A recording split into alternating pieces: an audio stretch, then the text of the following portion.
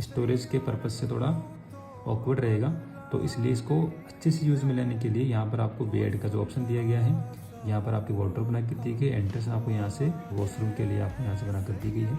तो आप समझिए इसमें कि क्या क्या दिया गया है। इसमें 31 फ्रंट और 50 के डीप के अंदर आपको यहाँ पे पार्किंग एरिया मिल जाएगा, ड्राइंग एरिया मिल जाएगा, लिविंग एरिया मिल जाएगा, किचन के साथ बेडरूम मिलने वाला है। लिविंग एरिया के अंदर अटैच बना, यहाँ से लिफ्ट रहने वाली है और यहाँ से अपना कॉमन वॉशरूम रहेगा और यहाँ से अपना सेपरेट वॉशरूम एरिया रहने वाला है।